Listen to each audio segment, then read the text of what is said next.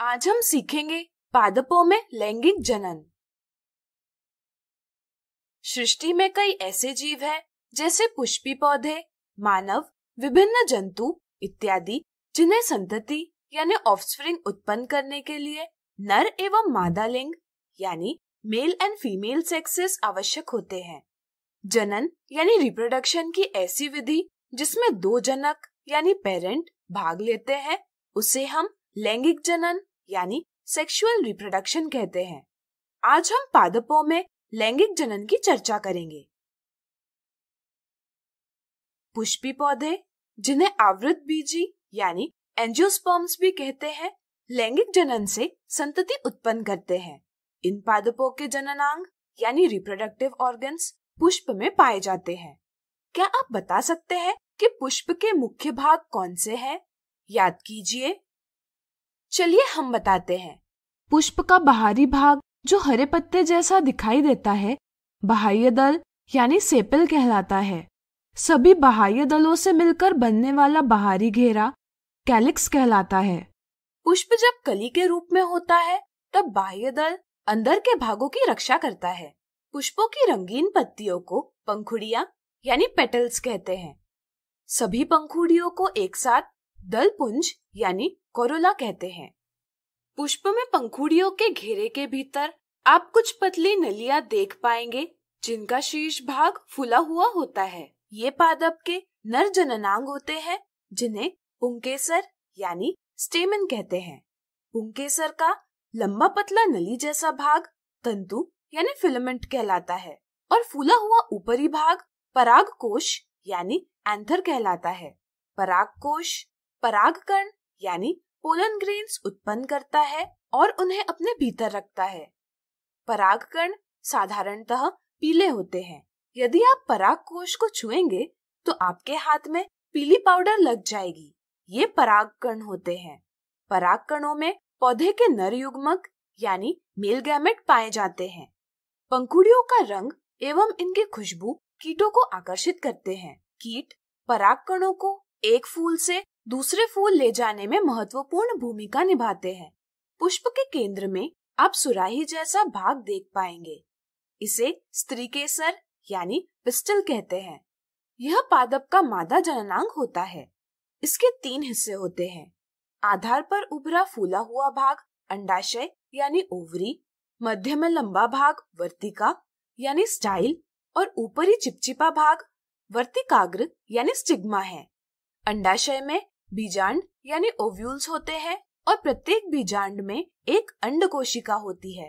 अंडकोशिका पादप की मादा युग्मक यानी फीमेल गैमेट होती है।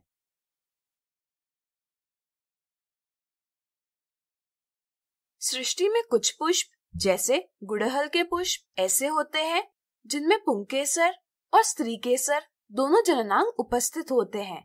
इन्हें उभयलिंगी पुष्प यानी बाइसेक्सुअल फ्लावर्स कहते हैं। जबकि कुछ पुष्प जैसे पपीते के पुष्प ऐसे होते हैं जिनमें पुंकेसर या स्त्रीकेसर इनमें से कोई एक जननांग उपस्थित होता है। इन्हें एकलिंगी पुष्प यानी यूनिसेक्सुअल फ्लावर्स कहते हैं। पादपों के जनन में परागकणों का वर्तिकाग्र तक स्थानांतरण करना आवश्यक होता है। इसे हम परागण यानी पॉलिनेशन कहते हैं। यदि परागकणों का स्थानांतरण एक पुष्प के परागकोश से उसी पुष्प के वर्तिकाग्र पर होता है तो उसे स्वपरागण यानी सेल्फ पॉलिनेशन कहते हैं। जबकि यदि परागकणों का स्थानांतरण एक पुष्प के परागकोश से किसी अन्य पुष्प के वर्तिकाग्र पर होता है तो उसे परपरागण यानी क्रॉस पॉलिनेशन कहते हैं।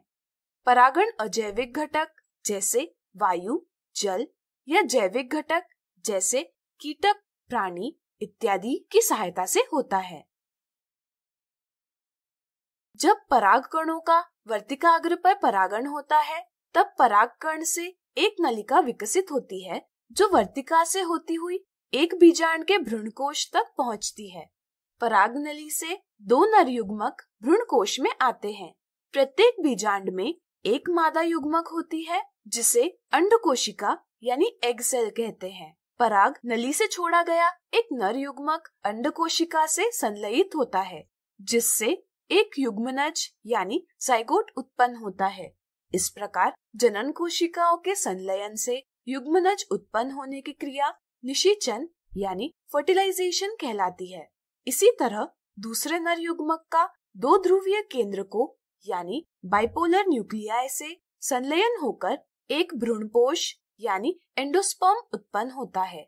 चूंकि भ्रूणकोश में दो प्रकार के संलयन, जनन कोशिकाओं का संलयन और नर युग्मक का दो ध्रुवीय केंद्रकों से संलयन होते हैं, इसलिए इस परिघटना को हम दोहरा निषेचन यानी डबल फर्टिलाइजेशन कहते हैं। बीजांड में निषेचन के बाद युग्मनज कई बार विभाजित होते हैं, जिससे इसका परिवर्तन भ्रूण यानी एम्ब्रियो में होता है। भ्रूणपोष भ्रूण को पोषण प्रदान करता है। इसी के साथ अंडाशय का परिवर्तन फल में होता है। इस क्रिया के दौरान पुष्प के अन्य भाग जैसे बाह्य दल, पंखुड़ियां, पुंकेसर, वर्तिका एवं वर्तिकाग्र मुरझाकर गिर जाते हैं। बीजांड का परिवर्तन कठोर आवरण में होता है जो बीज कहलाता है। बीज भ्रूण की रक्षा करता है। एक बीज से सामान्यतः बीज आवरण, बीजपत्र तथा एक भ्रूण अक्ष यानी अंकुआ समाहित होता है। भ्रूण अक्ष का प्रांकुर भावी प्ररोह यानी फ्यूचर शूट तथा मूलांकुर भावी जड़ यानी फ्यूचर रूट होते हैं। बीजपत्र एक फूली हुई संरचना होती है जिसमें भ्रूण का आहार संरक्षित किया जाता है। अनुकूल परिस्थिति में भ्रूण नवोद्भिद यानी सीडलिंग में विकसित होता है, जिसे हम अंकुरण यानी जर्मिनेशन कहते हैं।